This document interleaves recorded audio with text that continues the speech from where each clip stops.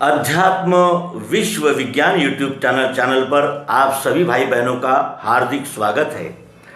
और आज इस आध्यात्मिक प्रश्न मंजूषा में जिनके प्रश्न आए हैं वो यानी अभी यानी कहने का आशय कि मासूम है। मासूम किसे कहते हैं? अभी अभी जो कली खिल गई, अभी जो फूल खिल गया, मासूम है। अभी उसने यानी संप्रदाय, पंथ, मत, शास्त्र और अनेक प्रकार के कर्मकांड और अनेक प्रकार की उपासना पद्धतियाँ इनकी जाल में नहीं आए हैं। वो अभी वो पवित्र है, मासूम है। और ऐसे मासूम प्रश्नों का उत्तर देते हुए हमें बहुत आनंद होता है।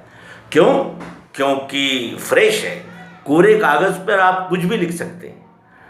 तो आइए उनकी शंकाओं का यथामति समाधान करने का प्रयास करें, क्योंकि ये गर्व करना कि हमारी बात आपके समझ में आती ही होगी ये तो मुश्किल है। क्योंकि हम अपने स्तर से बात करते हैं, आप अपने स्तर से अंदाजे लगाएंगे तो नहीं हो सकता। कई शब्दों में हम गोलमाल कर देते हैं। ईश्वर को भगवान कहने लगते हैं। भगवान का अर्थ कुछ और होता है, ईश्वर का अर्थ कुछ और होता है, धर्म का अर्थ कुछ और होता है और विज्ञान का अर्थ कुछ और होता है। तो हम यानी सभी बातों को एक मुश्त गिनने लगते हैं। हम सदगुरु को भी वही मानते हैं और गुरु को भी वही मानते हैं, शिक्षक को भी गुरु की श्रेणी में रखते हैं। ऐसा नहीं होता है। क्यों? क्योंकि यानी ये स्टेजेस है। और ये स्टेजेस इसलिए नहीं है कि जो सदगुरु बने वो लाखों का चंदा जमा करें और जो गुरु बना है वो लोगों को ठगता फिरे और जो शिक्षक बना है वो पगार तो पूरी ले, लेकिन ये न जानने का प्रयास करे कि हमारे बच्चों को कुछ विषयों का ज्ञान हो रहा है कि नहीं हो रहा है। जिस विषय का मैं वर्ग शिक्षक हूँ, क्या मैं वो ज्ञान पूरी तरह दे पा रहा हूँ कि नहीं दे पा रहा हूँ? तो कहने का आशय, प्रश्न बड़े सुंदर है।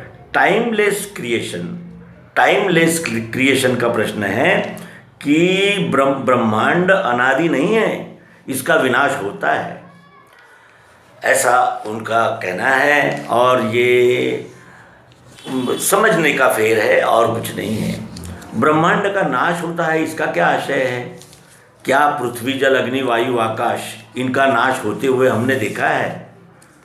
इनका नाश हो सकता है? क्यों? क्योंकि ये मूल तत्व है। जिस तरह अब इसका हम प्रात्यक्षिक भी देखेंगे कि ये पेन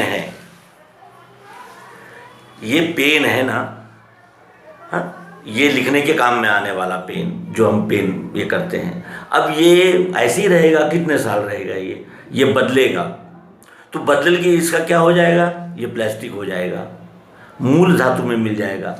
पेन समाप्त हो सकते हैं, लेकिन प्लास्टिक समाप्त नहीं होता, वो दोबारा फिर आकार धारण करता है। उसी तरह का ये पृथ्वी, जल, अग्नि, वायु, आकाश है। इनका नाश नहीं हो सकता। ये सर्वत्र है, अनंत है और ये भेदभाव रहित है, अखंड है और स्थायी है, नित्य है, अनुभव युक्त है। इसमें अनुमान का कोई काम नहीं है। फिर उसके बाद कि अनादि नहीं है। देखिए अब यहाँ अनादि का अर्थ क्या होता है? अनादि। फिर ये पेन का ही उदाहरण हम देखेंगे। अनादि, इसका अनादि क्या है? प्लास्टिक। पहले ही प्लास्टिक था, प्लास्टिक के पहले भी कुछ रसायन था, है ना? ये अनादित्व है उसका। जो सबसे पहले जो उसका स्टेज था वो अनादि था, यानी स्टार्टिंग थी। और वो स्टार्टिंग किस लिए थी? पेन बनने के लिए। अब ये पूर्ण हो गया, पेन हो गया, एक आकार धारण कर लिया। अब इसका आकार जब समाप्त हो जाएगा तो ये फिर निराकार प्लास्टिक बन जाएगा। प्लास्टिक का कौन सा आकार होता है? लंबा होता है, मोटा होता है, पतला होता है, कैसा होता है वो? जब वो बकेट बन जाता है तो कुछ और आकार ले लेता है, जब जग बन जाता है तो कुछ और आकार ले लेता है, ग्लास बन जाता है। धातु नष्ट नहीं होती। ये मूल तत्व रहने से ये कभी नष्ट नहीं होते। और ये कब से है? तो अनादि है। अनादि का अर्थ क्या है? शुरू से ही है। प्लास्टिक तो शुरू से ही था ना। पेन तो बना, बाद में बना। अब पेन बना है तो मिटेगा, बदलेगा भी, उसका रूपांतरण होना ही होना है। जो भी वस्तु आकार धारण करती है उसको फिर अपने मूल तत्व में मिलना पड़ता है और मूल तत्व से ये सब फिर उदय होता है। व्यक्त अव्यक्त ये चक्र चलता रहता है। सूक्ष्म और सूक्ष्म यानी अव्यक्त, उसके बाद सूक्ष्म और फिर व्यक्त। हम भी सूक्ष्म थे, अव्यक्त रहे, फिर व्यक्त हुए और फिर सूक्ष्म हो जाएंगे, क्योंकि शरीर को छोड़ देना है। और ये जो बोल रहा है जीवात्मा, ये फिर अपने वासना के अनुसार दूसरा शरीर धारण कर लेगा। तो अनादि का मतलब होता है जो सबसे पहले है। पृथ्वी सबसे पहले है कि मनुष्य जाति पहले है? मनुष्य जाति का नंबर पहला कि पृथ्वी का नंबर पहला? पहले कौन? पृथ्वी। तो पृथ्वी अनादि है। अनादि हम नाश की कल्पना कैसे करें? क्योंकि हम देखते हैं यहाँ नाश कुछ होता ही नहीं, इसका केवल रूपांतरण होता है। शरीर जब जलाया जाता है तो वो मिट्टी बनता है, वो मिट्टी में मैंने मिट्टी बन गया, वो है, लेकिन उसका फॉर्म बदल गया। शरीर जलाया, मिट्टी बनी। कुछ भी नष्ट नहीं होता, इसका केवल रूपांतरण होता है। और वो भी रूपांतरण प्रियत्व लेके ही होता है। प्रियत्व उसमें रहता ही है, वो निराकार भाव है। तो कहने का आशय ये है कि इनका कहना है कि ब्रह्मांड जो है वो अनादि नहीं है और नाशवान भी है। तो पृथ्वी जल अग्नि वायु वो आकाश नाशवान है कि या पेन प्लास्टिक नाशवान है या पेन नाशवान है?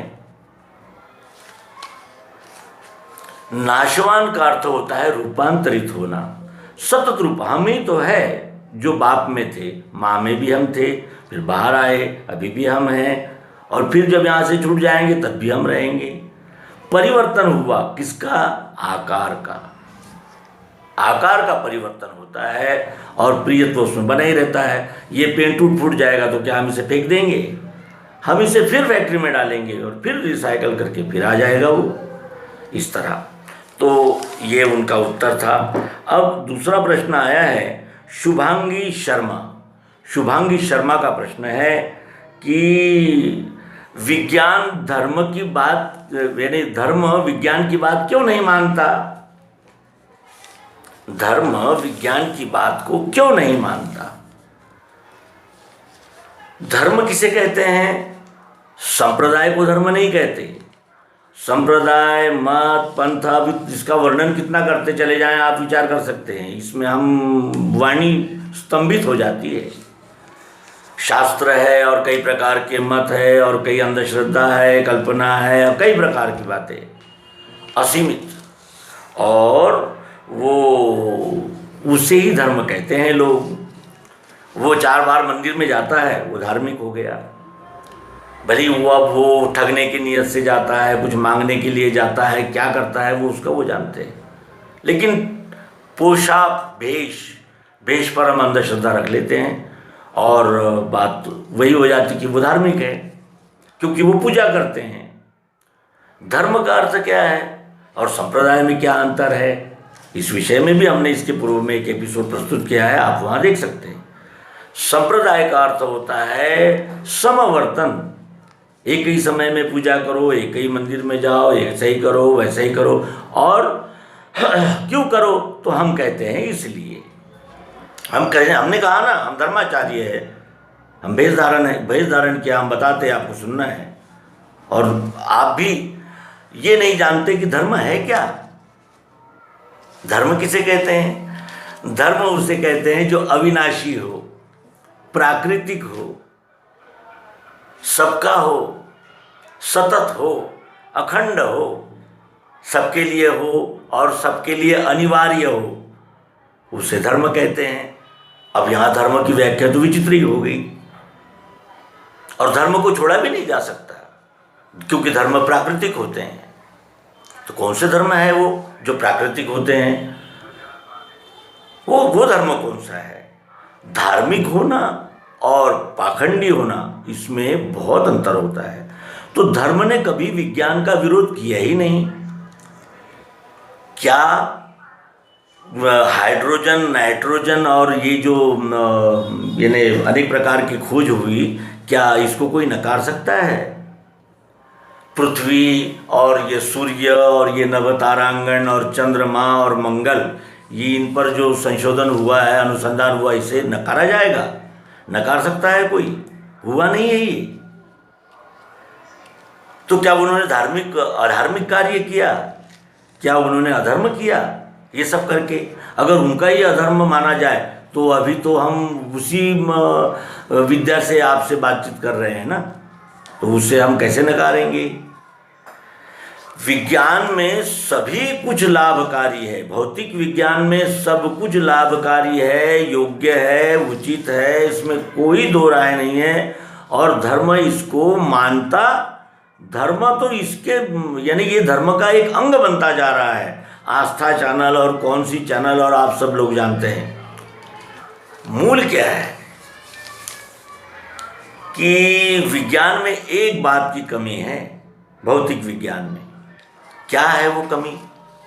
वो कमी है कि वो ये मानने को ही तैयार नहीं कि आधुनिक विज्ञान से पहले भी कुछ विज्ञान हुआ है, खोज हुई है, इस पर उनका विश्वास नहीं है। ये यहीं 1000-2000 साल के इतिहास में ही वो गुलाटी खा रहे हैं और ये मान रहे हैं कि इसके पहले दुनिया थी ही नहीं, इसके पहले दुनिया थी ही नहीं। और जब दुनिया पैदा हुई तब वो सिगमंड फ्रायड और न्यूटन और एडिसन आए। लेकिन जिसको यानी न्यूटन को जब वो फल गिरता हुआ दिखा तो उसने गुरुत्वाकर्षण के सिद्धांत की खोज की, ऐसा हम मानते हैं, है ना? तो क्या उसके पहले पेड़ से गिरी हुई चीजें क्या जमीन पर नहीं आती थी? आती थी ना, आती थी। लेकिन उस घटना की ओर चिकित्सक दृष्टि से और विशेष ध्यानपूर्वक देखने का कार्य किसने किया? न्यूटन ने किया। और इसीलिए न्यूटन को हम उस गुरुत्वाकर्षण का खोजी मानते हैं। खोजा उन्होंने, जन्म नहीं दिया गुरुत्वाकर्षण को। गुरुत्वाकर्षण का जन्म ये अनादि है। कहने का आशय यह है, अनादि में और आदि में ध्यानपूर्वक अगर आप देखेंगे तो हमारे समझ में आएगा कि धर्म ये अनादि है, प्राकृतिक है, नैसर्गिक है, सबका है और भेदभाव रहित है, अद्वैत है, अद्वंद्व है। आशय चर्चा ये चल रही थी कि भौतिक विज्ञान में एक कमी है, और वो कमी क्या है? यानी बिल्कुल आधुनिक काल की बात करो। आपने अगर कणाद की बात की, चरक की बात की, सुश्रुत की बात की और आर्यभट्ट की बात की, या आपने किसी महान बिरबल की बात की, तो वो कहेंगे कि वो मत बताइए। अब ये बताइए सिगमंड फ्रायड ने क्या कहा, और वॉल्टेयर क्या कहता है, रूजवेल्ट क्या कहता है, चर्चिल ने क्या कहा, नेहरू जी ने क्या कहा और मोदी जी ने क्या कहा, ये वो जानना चाहता है।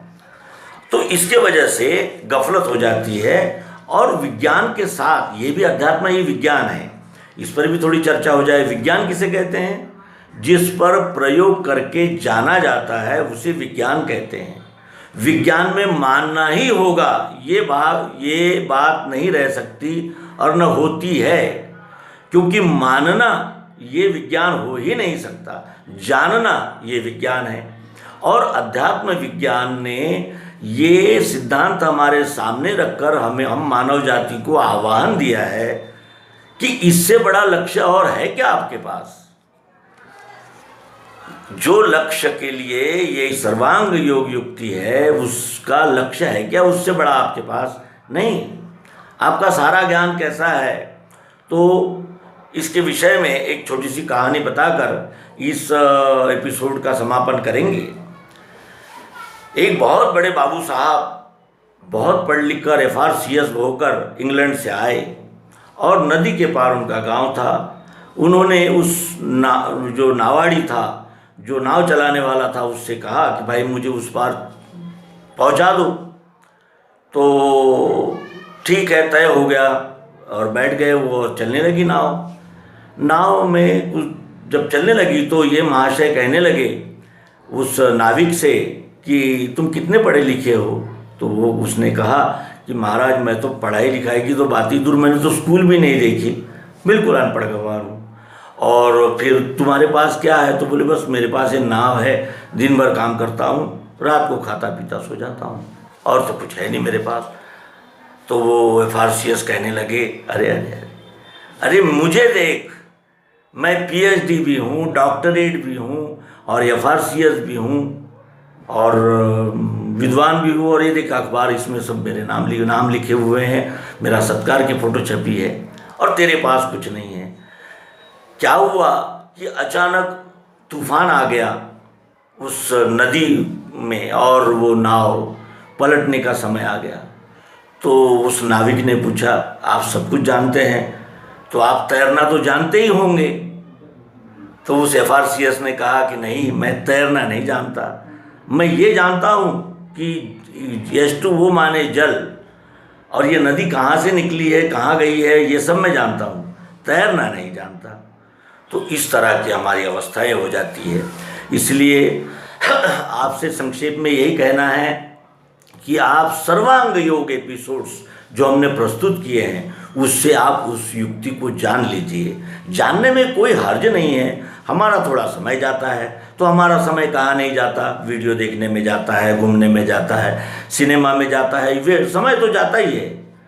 समय रुकता है कि किसी के लिए, लेकिन किस चीज़ के लिए थोड़ा समय निकालना चाहिए, इसका आपने अगर ध्यान रखा और सर्वांग योग एपिसोड्स देखे, उस युक्ति को जाना, आजमाया, और उस पर अगर कोई प्रश्न हो तो आपका अवश्य स्वागत करते हैं। हमने इस एपिसोड में आपको विज्ञान, धर्म और आधुनिक भौतिक विज्ञान और अध्यात्म विज्ञान, इनके विषय में संक्षेप पूर्वक बताने का प्रयास किया है। अगर आपकी विशेष कोई जिज्ञासा या कोई प्रश्न हो या कोई शंका हो या कोई मार्गदर्शन, कोई सुझाव हो, तो आपका हार्दिक स्वागत है। धन्यवाद। नर्मदे हर। ओम शांति शांति।